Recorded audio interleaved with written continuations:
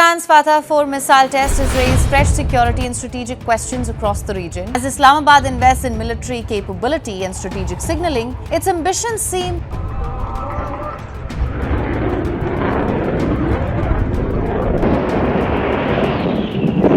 नाजरीन 1, 2 और 3 उसके साथ ही 1000 किलोमीटर दूर बैठे दुश्मन का करिया करम हो जाएगा। ये कोई ख्याली पुलाव या महज धमकी नहीं, बल्कि पाकिस्तान का नया मिसाइल है जिसने सरहद पार मौत का सन्नाटा फैला दिया है। जी हाँ, अब गुरूर का हर किला और इंडिया का अरबों डॉलर का नाम निहाद एयर डिफेंस सिस्टम महज कागज का ढेर बनने वाला है, क्योंकि अब बसात पलट चुकी है और मैदान में उतर चुका है पाकिस्तान का नया पुरस्कार और सबसे मोहलक शिकारी यानी कि फतह 5। पाकिस्तान की जानिब से ये महज एक मिसाइल लॉन्च नहीं, बल्कि रिवायती जंग के कवानीन को हमेशा के लिए मिटाने की वो खामोश दस्तक है जिसकी गूंज ने नई दिल्ली के हुक्मरानों की नींदें उड़ा दी हैं। पाकिस्तान के फतह रॉकेट सिस्टम ने अपनी होलनाक एक्यूरेसी से दुनिया को पहले ही हैरान कर रखा था, लेकिन फतह 5 की आमद ने स्ट्रेटेजिक बालादस्ती का पूरा नक्शा ही बदल कर रख दिया है।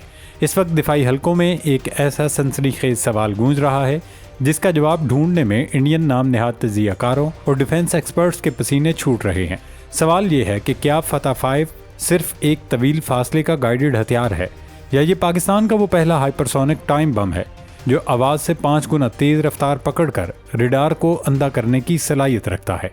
क्या इस एक लॉन्च के बाद सरहद पार का नाम निहाद मिसाइल डिफेंस शील्ड अब महज एक महंगा खिलौना बन चुका है?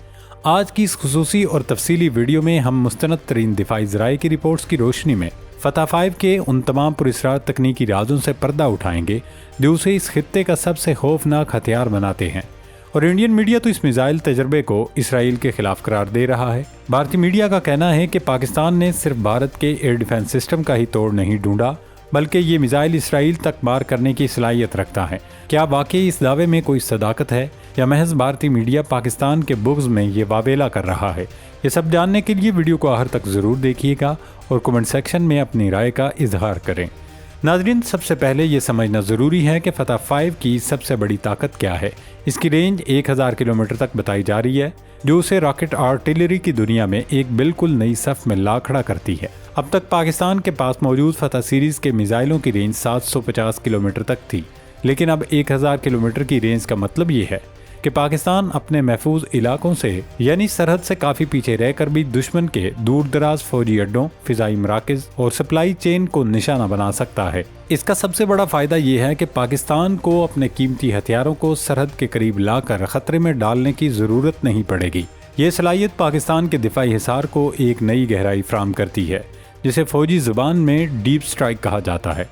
यही वजह है कि पाक फ़ौज के तर्जुमान लेफ्टिनेंट जनरल अहमद शरीफ चौधरी ने प्रेस कॉन्फ्रेंस में इंडिया को खबरदार किया था कि अब की बार हम पीछे से हिसाब बराबर करते आएंगे।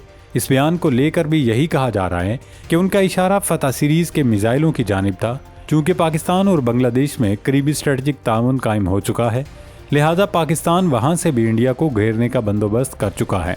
फतह 5 के बारे में सबसे दिलचस्प बात उसका फ्लाइट प्रोफाइल यानी उड़ने का अंदाज है। कहा जा रहा है कि ये ज़मीन की सतह के बहुत करीब होकर उड़ने की सलाहियत रखता है, जिसे टेरेन हैगिंग कहा जाता है, जिसकी वजह से दुश्मन के रेडार उसे बहुत देर से देख पाएंगे। यही वजह है कि उसे मौजूदा दौर के जदीद तरीन फ़िज़ाई दिफाई निज़ामों जैसे भारत के पास मौजूद S-400 के लिए डरावना ख्वाब समझा जा रहा है। जब रेडार को पता चलेगा कि कोई चीज़ आ रही है, तब तक बहुत देर हो चुकी होगी और हदफ तबाह हो चुका होगा। पाकिस्तान ने अगस्त 2025 में एक बिल्कुल नई कमांड बनाई, जिसका नाम आर्मी रॉकेट फोर्स कमांड रखा गया। ये एक बहुत बड़ी तब्दीली है, जिसका मतलब ये है कि पाकिस्तान अपने तवील फासले तक मार करने वाले रिवायती रॉकेट्स और मिसाइलों को एटमी हथियारों से अलग कर रहा है। इससे फ़ायदा ये होगा कि अगर किसी बहरान के दौरान पाकिस्तान को जवाबी कार्रवाई करनी पड़े, तो वो इन रिवायती मिसाइलों का इस्तेमाल करके दुश्मन को भारी नुकसान पहुँचा सकेगा और दुनिया को ये पैगाम भी मिलेगा कि ये एटमी हमला नहीं, बल्कि एक रिवायती जवाब है।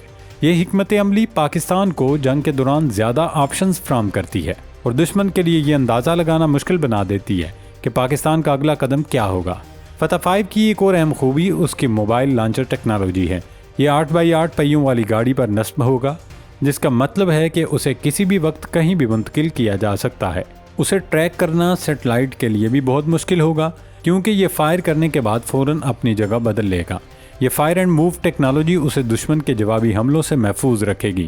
اس کے علاوہ ان میزائلوں کو ایک ساتھ بڑی تعداد میں بھی فائر کیا جا سکتا ہے۔ تصور کریں کہ درجنوں میزائل ایک ساتھ ایک ہی ہدف کی طرف بڑھ رہے ہوں تو دشمن کا دفاعی نظام الجھ کر رہ جائے گا، کیونکہ وہ ان سب کو ایک ساتھ نہیں روک پائے گا۔ یہی حکمت عملی حالیہ جنگ میں ایران نے اسرائیل کے خلاف استعمال کی تھی اور پوری دنیا نے دیکھا یہ سیچوریشن سٹرائک دشمن کے دفاعی حصار کو توڑنے کا سب سے مؤثر طریقہ ہے۔ تکنیکی لحاظ سے فتح 5 میں جدید ترین سیٹلائٹ نیویگیشن اور انرشل گائیڈنس سسٹم کا استعمال کیا گیا ہے۔ اس کا سادہ مطلب یہ ہے کہ اگر جنگ کے دوران دشمن جی پی ایس سگنلز کو جام بھی کر دے تب بھی یہ میزائل اپنے اندرونی کمپیوٹر اور سینسرز کی مدد سے اپنے ہدف کو ڈھونڈ نکالے گا۔ اس کی درستگی یعنی ایکوریسی ایسی ہے کہ یہ 1000 کلومیٹر دور کسی عمارت کو، ایک خاص کمرے یا کسی مخصوص رن وے کو نشانہ بنا سکتا ہے۔ یہ پن پوائنٹ درستگی اسے ایک عام میزائل سے نکال کر ایک اسٹریٹجک ہتھیار بنا دیتی ہے جو ایٹمی ہتھیاروں کے استعمال کے بغیر ہی دشمن کی کمر توڑ سکتا ہے۔ پاکستان کی اسٹریٹجک سوچ میں یہ تبدیلی کہ اب وہ اپنے دور دراز اہداف کے لیے صرف مہنگے بلاسٹک میزائلوں پر انحصار نہیں کر رہا بلکہ راکٹ آرٹلری کو اس سطح تک لے آیا ہے، ایک بہت بڑا گیم چینجر ہے۔ فتح 5 کی آمد سے بھارت کے شمالی اور وسطی علاقوں میں موجود تمام اہم فوجی تنصیبات اب پاکستان کی رینج میں آ گئی ہیں۔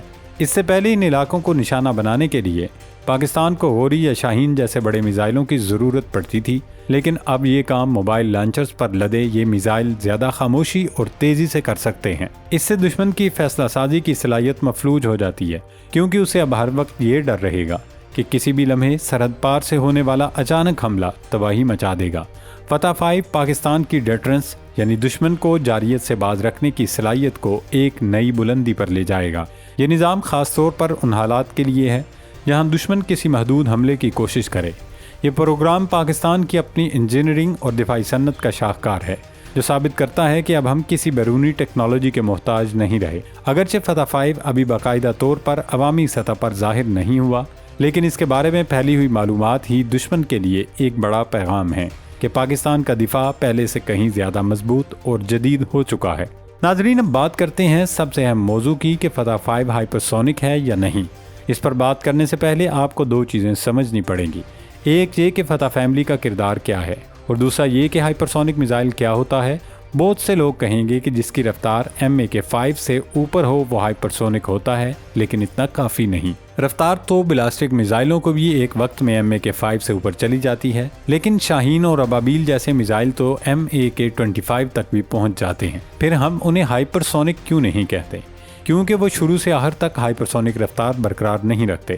وہ پہلے راکٹ بوسٹر کے ذریعے اوپر جاتے ہیں، اور جب بوسٹ فیز ختم ہو جاتا ہے اور ری انٹری فیز شروع ہوتا ہے تو یہ میزائل اپنی رفتار پکڑتے ہیں جو MK5 سے کہیں اوپر چلی جاتی ہے۔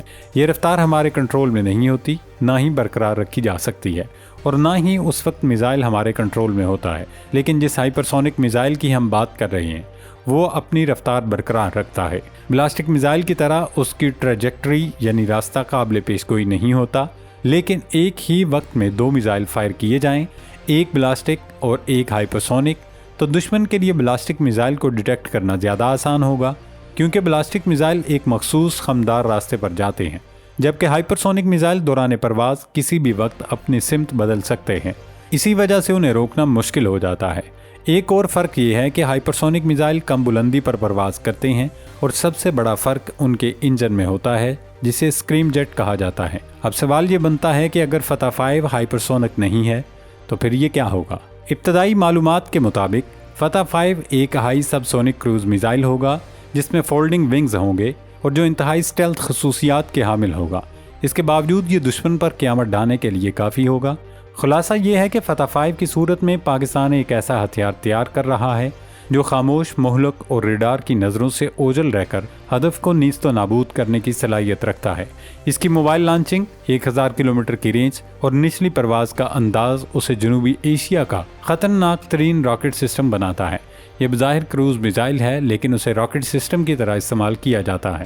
یہ نظام مستقبل میں کسی بھی جنگ کو روکنے کا بہترین ذریعہ ثابت ہوگا، کیونکہ دشمن جانتا ہے کہ اب پاکستان کے پاس وہ آنکھ اور وہ ہاتھ موجود ہیں جو اسے کسی بھی کونے میں ڈھونڈ کر ختم کر سکتے ہیں۔